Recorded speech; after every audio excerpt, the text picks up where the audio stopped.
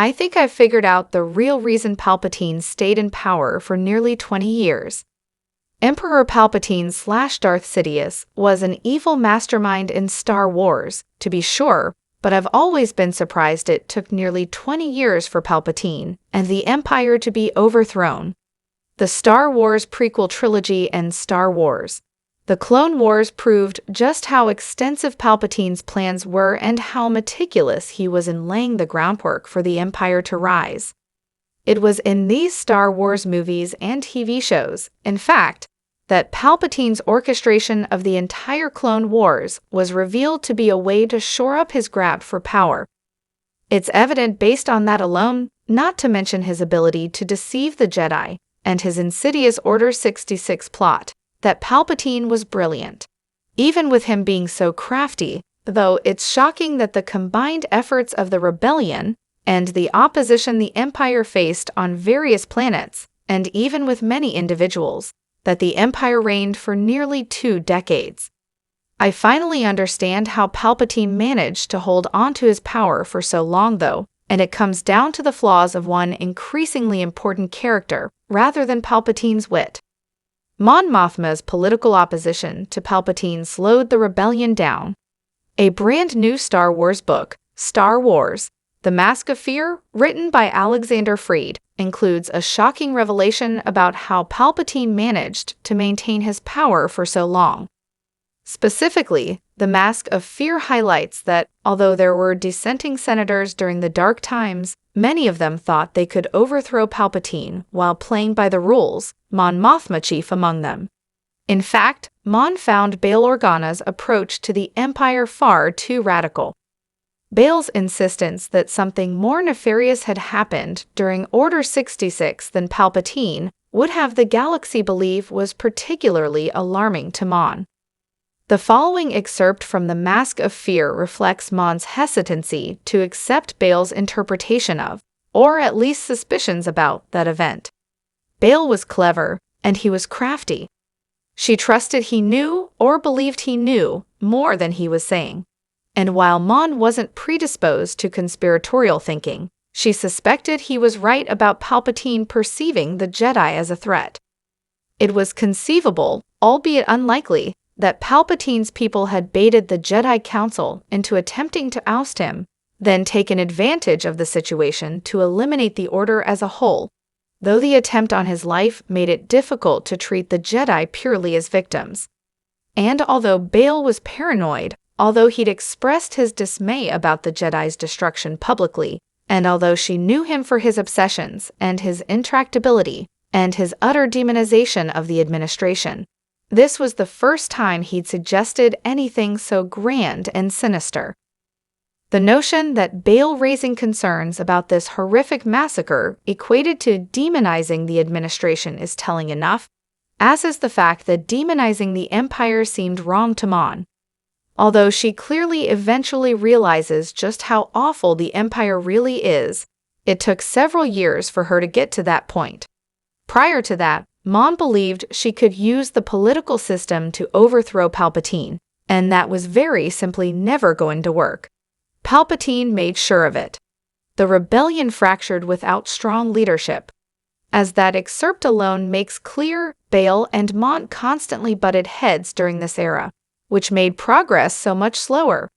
Because they couldn't agree on what was true, much less what to do about it, they spent time squabbling and trying to get each other, and other senators, to see their perspective rather than pushing forward. It only made matters all the worse that Mon, who was very well respected, believed that the Empire was not the terrifying, murderous dictatorship it really was. Bail was of course right. The Emperor had indeed crafted an entire plot to wipe out the Jedi, and he was never going to be overthrown by any means other than outright warfare. However, The Mask of Fear also makes it clear that Palpatine had been even smarter than Star Wars. Episode Revenge of the Sith, or The Clone Wars, suggested. Because the galaxy had just come out of a terrible war, the Clone Wars, they were very hesitant to push back against the Empire. Because the galaxy had just come out of a terrible war, the Clone Wars, they were very hesitant to push back against the Empire. This was surely part of Mon's hesitancy, as was the fact that she simply couldn't believe what Bail was claiming had happened. It's a bit horrifying to realize while reading The Mask of Fear just how effective Palpatine's deception was. He somehow managed to massacre the Jedi, down to the last child, and the galaxy accepted it because they believed his claims about the assassination attempt on his life. Mon Mothma can't be solely to blame, as many embraced this story. Even so, it was surprising and disappointing to realize how much she resisted in the early days and what an impact that had on the rebellion in the long term, particularly with how long their victory took. Had Mon Mothma and Bail Organa instead worked together, they could have accomplished so much more, so much sooner. The rebellion only became a threat when it finally united. In the end, it was only the unity of the rebellion that could bring an end to Palpatine and the Empire. This is precisely what Andor Season 2 is going to show, which is why I'm particularly excited about this next and final installment of the show. Given how prominent Mon Mothma was in Andor Season 1, it's safe to assume she will be a major player in Andor Season 2. With rebel cells primed to come together in Andor Season 2, we will likely see Mon turn a new leaf and embrace outright rebel efforts.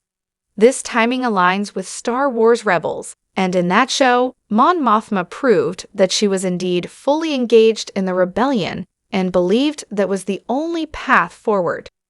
Mon Mothma's incredible speech about the rebellion in Rebels is proof enough of that. In fact, that is one of the key Star Wars events that take place during Andor Season 2, and it may even make an appearance in the show. Mon Mothma was wrong not to focus on the Force. Although I can empathize with Mon's inability to believe Palpatine had done all that Bail was accusing him of because it was simply too horrible to imagine, I do believe that slowed down the rebel efforts.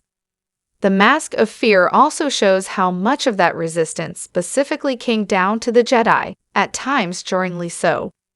During one conversation between Mon Mothma and Bail Organa in The Mask of Fear, Mon actually said, "We need allies, Bail. We need votes. And the shortest path there is by appealing to the self-interest of our fellow senators. The Emperor has taken away our power, and we want it back, simple and universal." When you talk about Jedi and conspiracies, if we bring ideology into it, we're adding needless difficulty. This will be hard enough as it is. With that statement alone, Mon confirmed that she had abandoned the Jedi entirely and wanted conversations about the Jedi, the Sith, and the Force off the table. This was the wrong call.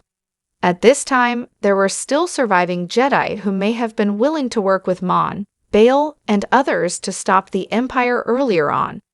Even if that wasn't the case, pushing forward as though Order 66 was of no concern wasn't the right move at all.